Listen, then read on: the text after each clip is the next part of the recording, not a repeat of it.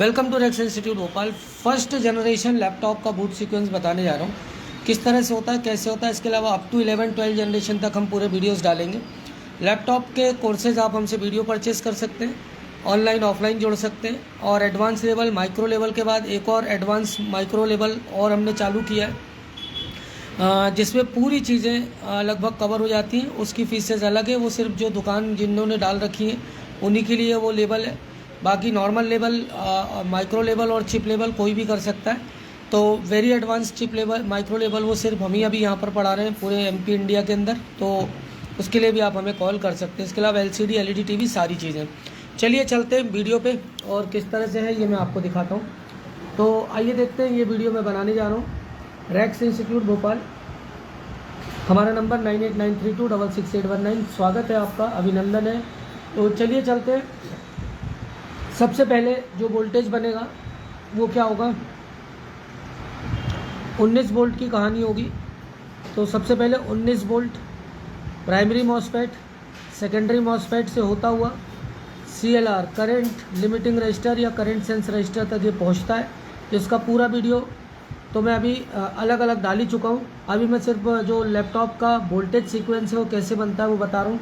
तो आगे जनरेशनों में और जो लेटेस्ट जनरेशन आएंगी उसमें 13 वोल्ट का भी कंसेप्ट है, तो वो भी हम 4-5 दिन के बाद, 4-5 दिन के अंदर उस जनरेशन का भी हम जो लैपटॉप का वोल्टेज सीक्वेंस है वो मैं डालने जा रहा हूँ। तो सबसे पहले 19 वोल्ट आपको चेक करना है कि 19 वोल्ट में क्या कहानी है। 19 वोल्ट अगर प्रॉपर नहीं है तो फिर बाकी की कहानी नीचे की सब कुछ ख़त्म हो जाएगी। अगर शॉर्टिंग आ रही है तो ये करंट सेंस जो रजिस्टर है इसको आप हटा लें।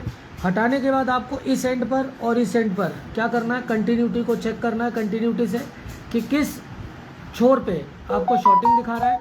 अगर इस छोर पे शॉर्टिंग है तो मान लीजिए कि प्राइमरी सेक्शन गया हुआ है, और अगर दूसरे छोर पे शॉर्टिंग है तो ये जो 19 वोल्ट जहाँ जहाँ जाता है ये कहाँ जाएगा, ये जाएगा 3-5 पे, ये जाता है आपका खुद चार्जिंग IC पे तो जाता ही है। इसके अलावा कहाँ जाएगा, CPU section, CPU regulator, RAM regulator, जितने रेगुलेटर्स लगे हैं सब पर जाकर 19 वोल्ट क्या होता है, जाके बैठ जाता है। तो ये चीज़ आपको सबसे पहले देखना है कि 19 वोल्ट का कंसेप्ट क्या है। 19 वोल्ट को हम मीन बना के चलते, किसी में 19.5 भी हो सकता है, 21 भी हो सकता है, 15 वोल्ट भी हो सकता है। आप वो वोल्ट लेके चलिए जो आपका एडाप्टर आपको दिखा रहा होगा। तो ये चीज़ आपको ध्यान रखना है कि किस तरह से आपको काम करना है। तो 19 वोल्ट के बाद ये लगभग चाहे 11 जनरेशन हो, 12 जनरेशन हो, 2-3 चीज़ें कॉमन रहने वाली है। इसके बाद आपका 3.3 वोल्ट और 5 वोल्ट LDO आपको चेक करना है। ये जो LDO वोल्टेज होता है, ये वोल्टेज आपका क्या होता है, इसको हम वीरेज वोल्टेज भी बोलते हैं। तो ये 3-5 IC पर क्या होता है, मिलता है आपको। तो इस पर आपको आइदर इनेबल LDO और डायरेक्ट LDO। तो इनेबल LDO होगा तो उसको स्कीमेटिक पे देखना है, और कई बार LDO क्या होता है डायरेक्ट बन जाता है, 90% डायरेक्ट ही बनता है। तो अगर ये 3.3 आप चेक करने जाएंगे, जो LDO है रेज वोल्ट है, ये कहाँ मिलेगा आपको, ये रोम की 8 नंबर पिन पे मिलेगा। इसके अलावा कहाँ मिलेगा, ऑन ऑफ स्विच पे मिलेगा।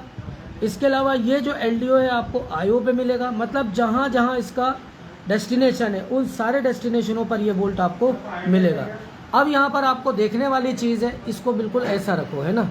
ये जो देखने वाली चीज़ है वो ये चीज़ है कि अगर 3 वोल्ट की 3.3 वोल्ट की शॉर्टिंग है तो ये जो शॉर्टिंग है कहाँ कहाँ ये वोल्टेज का ओरिजिन तो ठीक है, कहाँ कहाँ इसका डेस्टिनेशन है, वो सारे डेस्टिनेशन आपको चेक करने होंगे। इसके बाद आपका जो ये 3-5 IC होती है ये तुरंत क्या करती है फिर ये LDO निकाल देती है।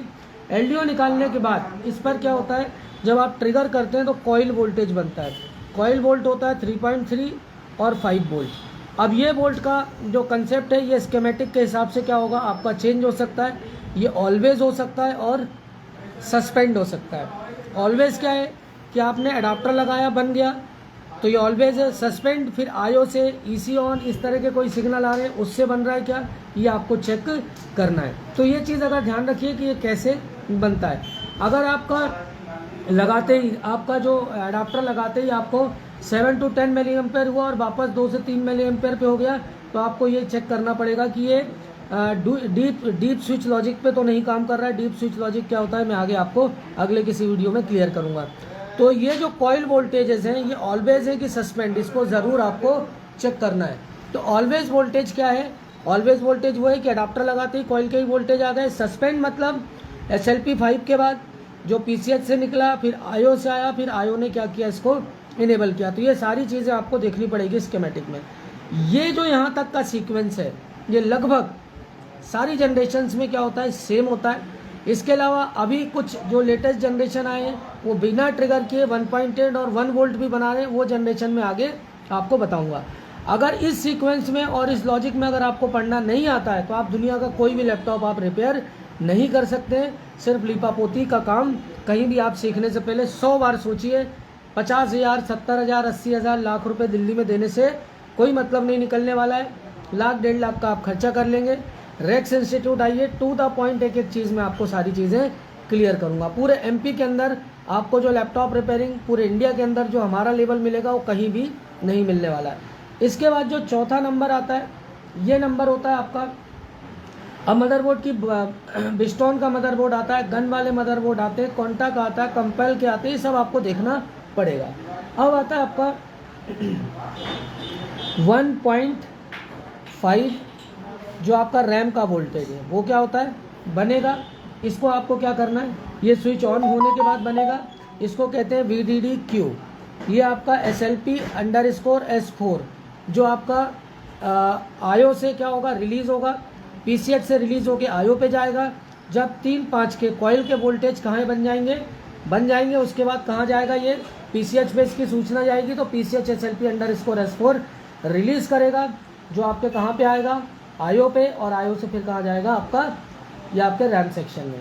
इसके बाद आपका क्या होगा, 5वें नंबर पे जो आपको चेक करना है, 3 और जो 5 वोल्ट है उसका क्या होगा, 3-5 वोल्ट का क्या होगा, कन्वर्जन होगा, जो लोड स्विच से क्या होगा, कन्वर्ट होगा, लोड स्विच से ट्रांसफ़र होकर S0 स्टेज पर क्या होगा, ये आ जाएगा। इसके बाद क्या होगा, इसके बाद बनेगा 1.5 वोल्ट VDQ।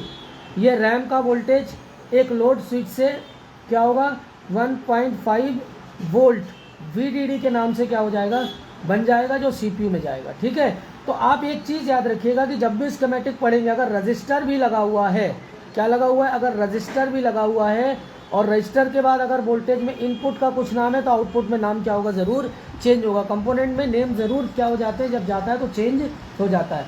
इसके बाद जो 7वें नंबर पर बनेगा वो 1.8 वोल्ट क्या होगा, SO, इसको S0 इसको बोलेंगे VCC PLL वोल्टेज बनेगा।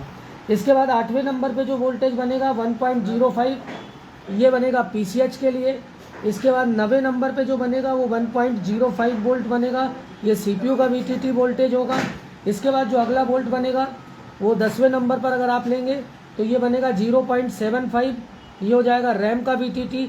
रैम का VTT वोल्टेज हमेशा ध्यान रखिए कि अगर 1.2 है, 1.5 है, 1.8 है और आपका 2.5 है, ये DDR आपकी रैमों के हिसाब से वोल्टेज है 1, 2, 3, 4 और DDR5। तो जो भी रैम लगी है वो VTT अगर रैम का है तो क्या हो जाएगा, हाफ वोल्ट हो जाएगा।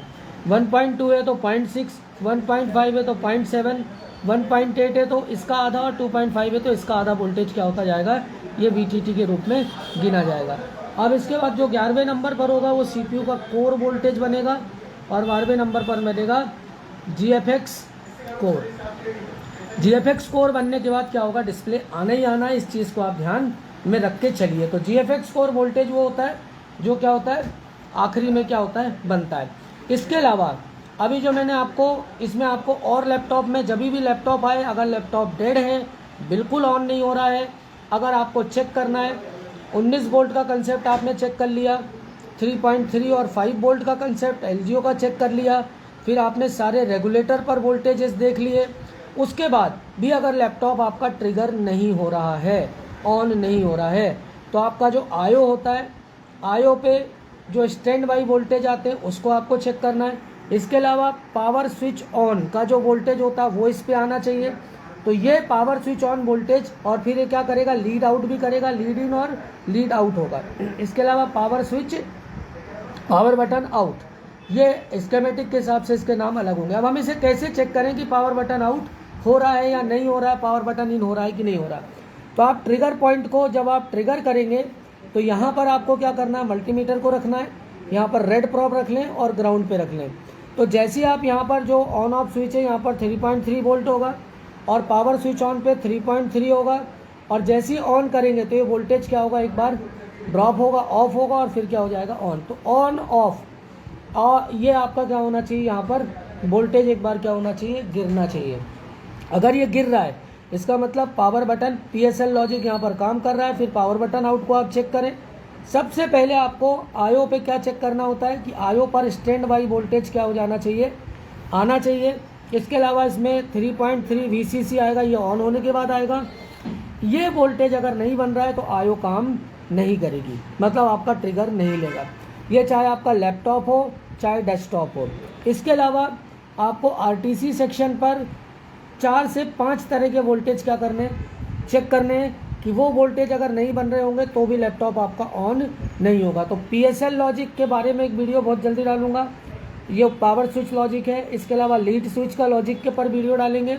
इसके अलावा RTC सेक्शन पर ये सब हम प्रैक्टिकल वीडियो डालेंगे, ताकि आपको सारी चीज़ें जो मैं कराऊंगा एक एक चीज़ का प्रैक्टिकल डालूंगा। तो ये था आपका वोल्टेज, जो वोल्टेज है लैपटॉप के फर्स्ट जनरेशन का। ये आपका लैपटॉप का बूट सीक्वेंस है, इस तरह से आपके वोल्टेज इसमें बनने चाहिए।